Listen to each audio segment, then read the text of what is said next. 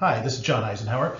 Today we're going to talk through the security of the B1 platform, and particularly how to assign users roles and privileges on the platform. And so just a reminder, B1 is going to provide your church with all kinds of tools, websites and mobile apps and the like. And at some point, content needs to get into these apps. And I don't expect that one person is going to want to do all that work. Now, the United Church of Christ is an incredibly complex web of people doing ministry in numerous and simultaneous contexts. And so with this platform, we need to manage these roles with specific tools that are independent from each other and can be individually assigned to the task at hand. We also are going to need to have this be able to apply to creating content for mobile and tablet apps and websites and social media posts and the like, and to provide for connections between individuals within your church, between individuals in other churches and other groups, between churches, and between all those things in the wider UCC, and probably then also with the wider world, secular groups and outside organizations who are designing events for us to attend and us to participate in. So if that's going to succeed, we need to first introduce some basics to you, some terms of art and some concepts for you to get used to. Our hope in creating a platform is that you'll be looking at something that feels familiar. So if you've ever used Facebook or Yelp or Amazon or Expedia, there are some standards that you're used to for dragging and dropping photos, for describing those photos, for posting and uploading. The difference here is additional information about being able to tag this as to what kind of church and what part of church the content that you're uploading is for. And so it should feel very familiar to you. The whole idea here is that as you're entering content once, you're describing it so that it can be recalled and used later, either on demand by somebody searching for content, or in context because you told it should appear on a website, or you should have said it should appear in a mobile app, and we want it to appear in the correct place. To make that work, we're going to start with some fairly simple things around definitions of how data lives in B1. I don't mean this to be too technical, but it's important that you understand some basics. First, we'll talk about data as three different kinds of data. Structured data is traditional, the way you think of data living in a spreadsheet or in a SQL database, where we have files, and in those files there are fields, and in those fields are specific retrievable information, like a first name, a last name, and address. Then there's unstructured data, like the text of your sermon, or the text of a blog, the text of an email, or the social media tags that you put on it, or a text from a text message, where somebody remembers a word or a phrase but doesn't remember the field or the file it was in. This is called unstructured data. And then finally, visual data, which, as the name implies, and similar to the picture you see on the screen, gives us a way to associate different kinds of structured data with each other and describe the association in the link between the structured data and not living in structured data on either end. So specifically, our user roles and privileges live in this visual data connection as opposed to living inside structured data. Now, this may sound confusing, but trust me, it will become more clear as we move forward.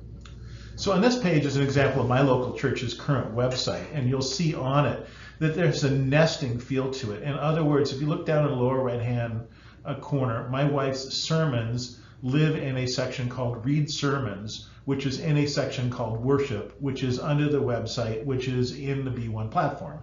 So this is an example of nesting data and information. B1 treats those nests fairly formally and lets us assign privilege as high up that nesting chain as we want. So if we assign privilege just to upload sermons, or for anything involving worship, or for anything involving the website, those roles would then trickle down to everything below it in that nested tree. Now I'll give you a chance to look at this lower right-hand corner, which is a table about what the role groups in B1 are. I will say ROW is not how you move a boat forward. That means rest of the world.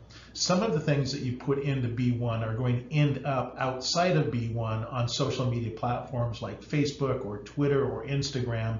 And when somebody sees the information that's outside of B1, what kind of information are we going to allow them to see, and how are we going to allow them to react as it affects B1? So that's what rest of the world, or ROW, means. Now, in general, we can assign privileges to individual users, to groups, or to a role within a group. So, for instance, we might have an abstract role like chairperson, and whoever currently holds that role gets those privileges. All the privileges, as everything in UCC, are time-based. There is a starting date and an ending day for those privileges.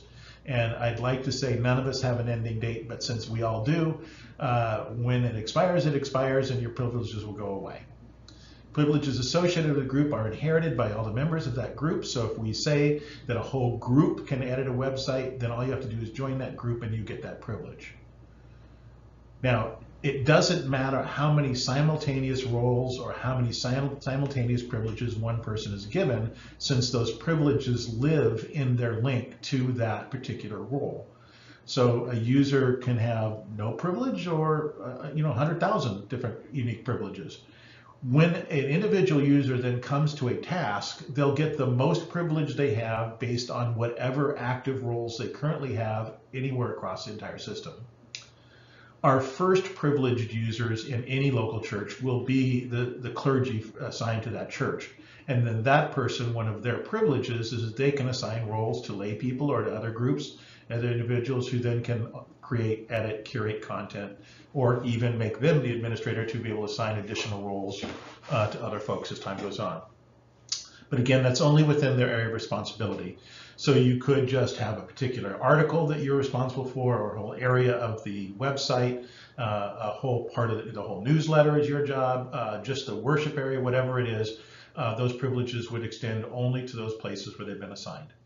The particular privileges available inside B1 are read, read sensitive, under 18, create, edit, delete, comment, and reply.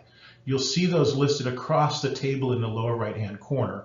And then the rows here represent the different user role groups. And so we're going to take one of those user role groups, and it represents a bundle of privileges, and assign it to the link between an individual and the task they're doing.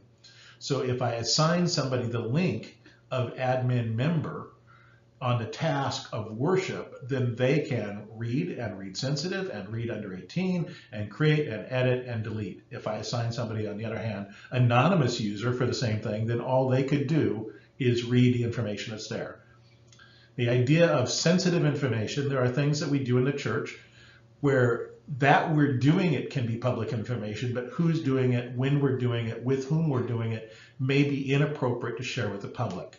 Our example here is if your church is doing sanctuary church activities, there are folks out there who might violently disagree with what we're doing, and we don't want to put our committee members at risk by saying their names or their addresses or where they're meeting or when they're meeting or what they're doing, with whom they're doing it.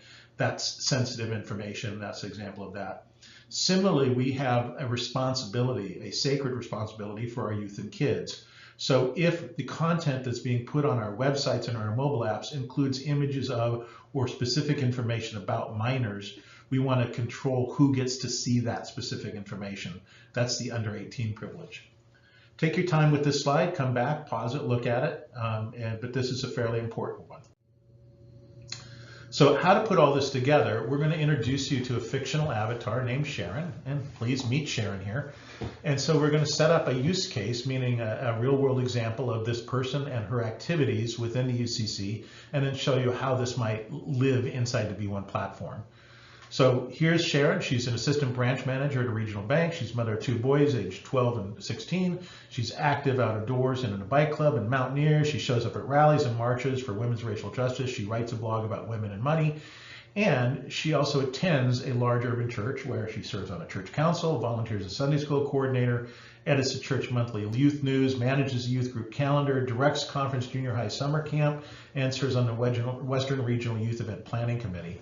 And with each of those different roles, she needs to have access to different parts of the B1 platform, but only those parts.